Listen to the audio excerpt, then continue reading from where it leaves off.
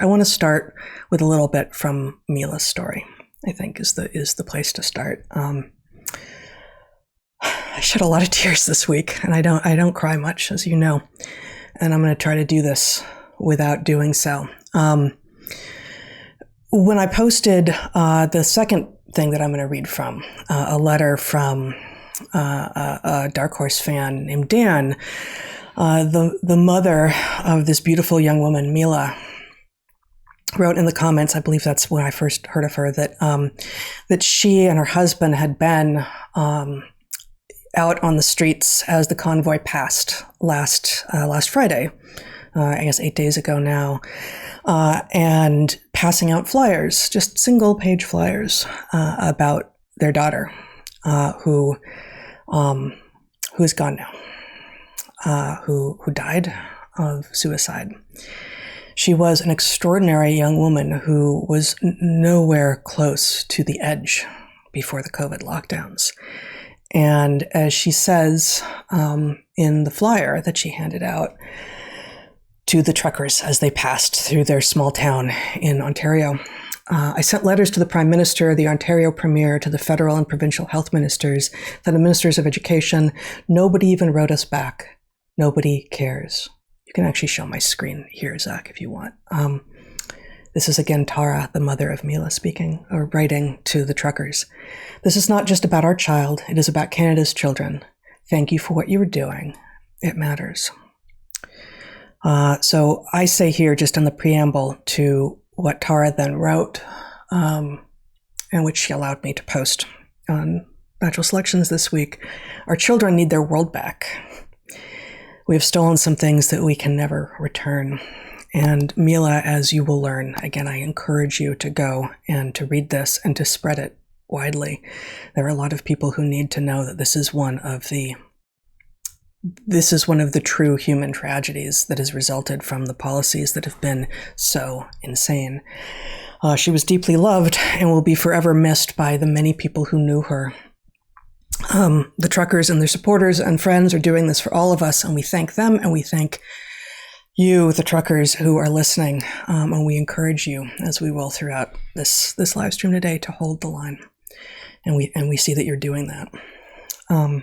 Okay, so if I may have my screen back just for a moment, Zach, while I find just a brief excerpt from this to read. Here from Tara, mother of Mila, and you can show my screen if you want, Zach. You don't need to, but my inclination, again, this is reading a mother's grieving words, I guess 8 months after her youngest daughter's death. My inclination is to spend all of my time sharing stories of our beloved Mila with you. I'd like to tell you about her homeschooling years when we would wake up at 0600 hours in the morning to notes from her telling us that she was in the forest with her bow, looking for adventures, or about the novels she wrote about wolves and barn cats when she was only 9 years old.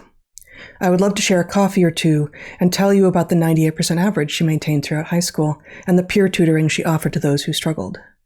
Maybe I could play you a recording of her jazzy saxophone number, or show you the video of her playing her ukulele in a hammock with 2 barn cats snoozing on her lap. Her barn cats would sit outside our door, waiting for her to leave the house so they could follow her wherever she went, moving in great calico tumbleweeds behind her. As much as I want to stay there in those memories of my beloved, and for those of you watching, there she is on screen at 17 with her ukulele. As much as I want to stay there in those memories of my beloved, I need to crawl out and do this part now. The part where I tell you the story of Mila's death and the events that precipitated it. The part where, in the rubble of my life, I muster what I can to share with you our pain in hopes that there is something here that might make a crumb of difference. Mila, illuminated and mysterious, was a creature beyond this time. She wanted to be a midwife, and she would have been a glorious one. When COVID hit, our part of the world, Ontario, Canada, imposed some of the most draconian and aggressive measures of anywhere in the world. A couple of weeks to flatten the curve, right? Initially, like almost everywhere and everyone, we obliged. Schools were closed. It was near the end of Mila's grade 11 year then. There were no classes online at that time. A mad scramble ensued to get these kids some sort of education. Eventually, schools tentatively opened for some. We had the option of keeping her home or sending her in. She insisted on going. For the next few months and into the fall of her graduating year, schools opened. Then schools closed. Then schools opened. Her friend group shrunk considerably. Most parents abided by the no socializing rule. There was really nowhere for them to go anyway. Theaters, live music, restaurants, and even places like bowling and the roller rink were closed. Instead, the dwindling friend group that Mila was a part of had random, clandestine meetups in a friend's frigid barn or someone's basement. I want you to read this entire essay, but I'm going to read the last 2 paragraphs. Here.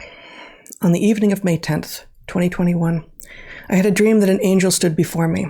Her outstretched arms were empty and her water-soaked wings dripped a puddle around her feet. Her head was bowed. I failed. That was her message. We were awoken by the police knocking on our door. Our Mila, strong and true, had died of suicide.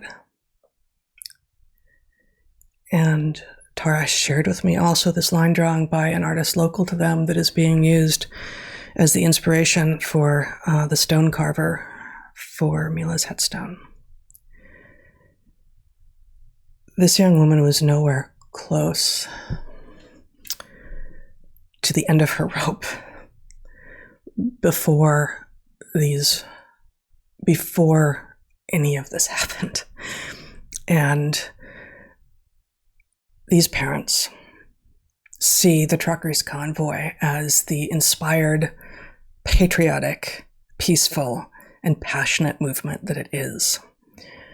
And it is being portrayed as hateful, as white supremacist, as racist, as misogynistic by a media and governmental apparatus that clearly does not have our interests in mind.